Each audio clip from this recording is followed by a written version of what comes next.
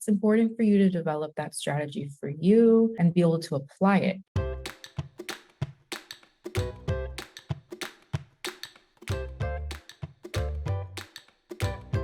I cannot stress this enough. Do not hesitate to ask. Do not hesitate to reach out, send a few formal, friendly emails, and even follow up. As these graduate program advisors can be very, very busy. Their role is really important in the department. Also know that your status will make you eligible or ineligible for funding. And it's important for you to know the parameters of that in your country and at your institution.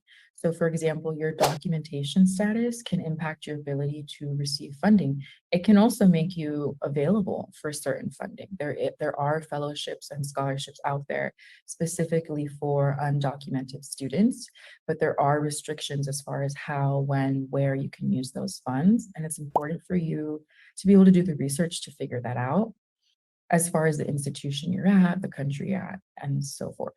Non-traditional students, this is an interesting category.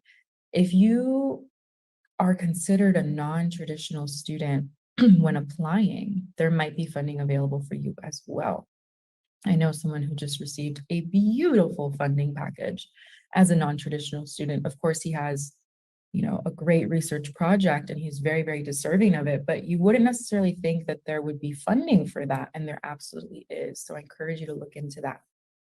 Also, your research interest can make you eligible for certain funding. So all of this is kind of just really knowing why you're going to graduate school, what your research interests are, and then, how your identity, your documentation status, and different parts of you as a person might also make you eligible for funding. So this is when you might speak to faculty that you know about potential funding opportunities. I'm not recommending for you to reach out to professors you've never spoken to or worked with and ask them to help you find funding. Don't do that. Please don't do that. But if you already know faculty at the department that you're applying to, say you've worked together before, you know each other based on some of the research projects, something like that, you might want to ask them like, hey, do you know of any funding packages or any opportunities, research assistantships, TA-ships, or just overall internal fellowships at the university that I could apply to? They might have an inside scoop about certain things.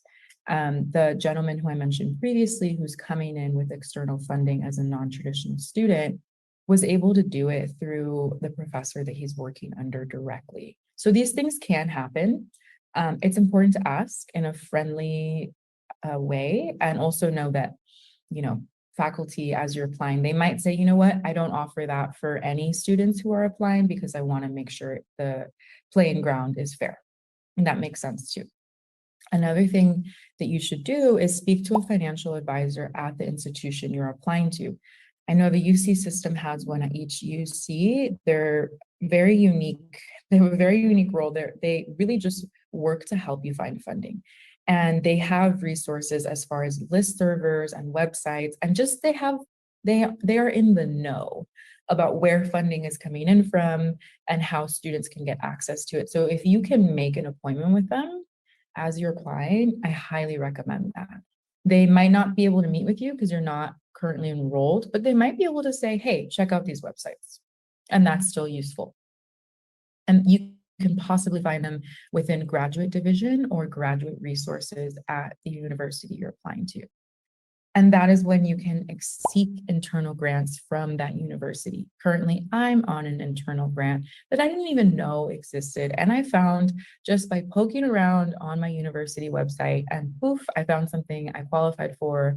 And I'm very grateful to have received it. But honestly, I would have never really known about it. It was definitely under my radar and under everybody's radar in my program. So once you've done this research, you can develop a strategy for each program to know if it's even worthy for you to apply to. If you know that that program basically offers no internal funding, or basically offers no funding package, including TA-ship, and they don't offer research assistantships, and they're basically flat out telling you, you need to have external funding because this program does not, then maybe that's not a program you can apply to. if depending on what your expectations and your needs are. So this is, again, a strategy that is really more so about why you're applying to graduate school and what is worth it for you.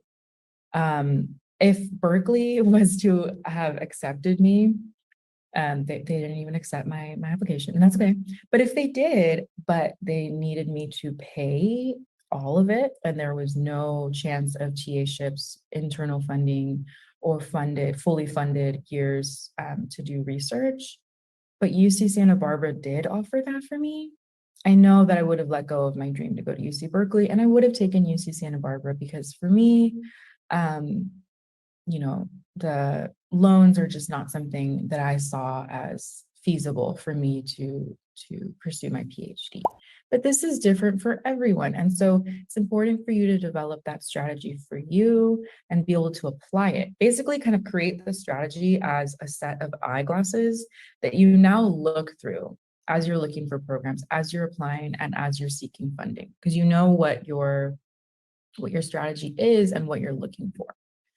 So to conclude, these are some really great resources. ProFellow is it's a wealth of a resource. You can find not only fellowships and scholarships, but also other basically workshops to develop a strong CV or to kind of learn about how to apply to fellowships. And I think that's really a valuable resource. Another is findamasters.com. This is a great resource to find fully funded master's programs, again, depending on your status as an international student, as a non-traditional student, whatever that may be, as an undocumented student. So there are plenty more resources, but these two are really great. And of course, Magoosh is available because we can help you with your writing, with your GRE, or whatever standard exam you're taking. And those are things that factor into your funding. And that comes in later. That's not necessarily something you can anticipate. That's a part of the application process. But that again does play a very big role in the funding package that you will receive within the department.